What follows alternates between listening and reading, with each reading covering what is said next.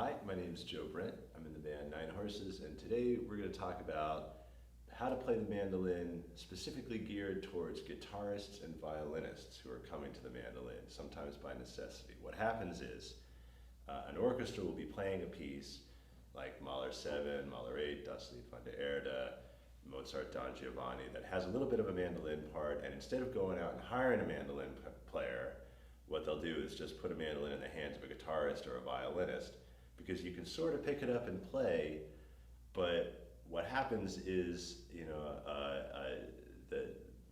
because the instrument has its own technique and its own, method of tone production, it's not quite the same as what a mandolin player would do. And so I'm going to teach you a little bit with the left hand and the right hand that's geared towards you. Come to the mandolin basically for the first time so that you can make a decent sound on the instrument. So, for guitar players, the tricky part is the left hand. For violin players, the tricky part is the right hand. So let's start with the right hand. So what happens a lot of times is you go to the store, you go to Sam Ash, and you get a guitar pick that kind of looks like this, and it costs you like 5 cents. And what happens, you go to there and you make a sound like this.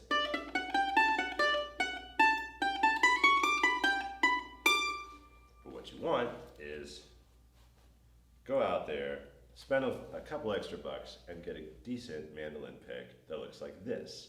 And you make a sound like this.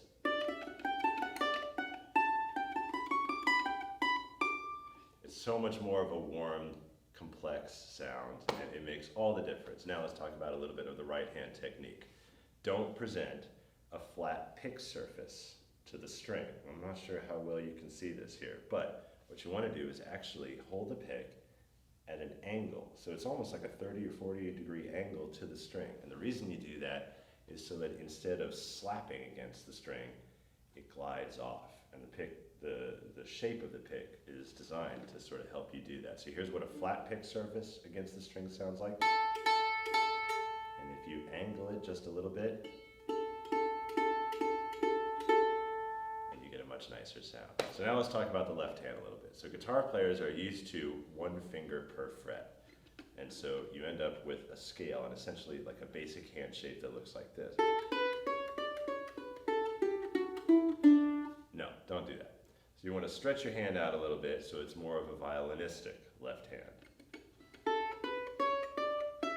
So you should be able to reach a 5-note sort of, is that called a tetrachord? Just a little bit of the scale.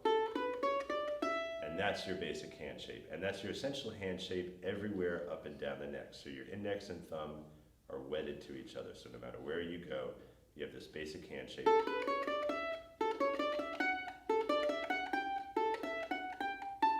Like that. So now we've got the right hand, we got the left hand, and let's talk about the tremolo, which is the next thing that you're going to be asked to do.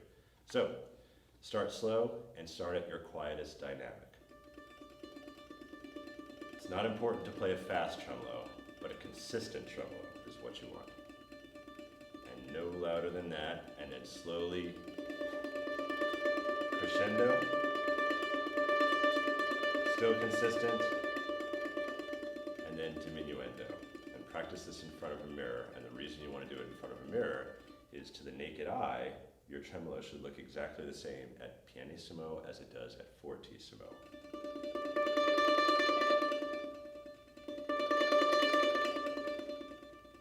The reason it looks the same is the only reason you're playing louder is not because your arm is moving more and you're expending more energy with your elbow and your shoulder. You just grip the pick a little bit more tightly. It creates a little bit more resistance against the string and it gives you a louder dynamic. And that's the only difference. And that's how to make a good sound on the mandolin. So if you're going to come and take our jobs, at least make a sound that doesn't make us look bad.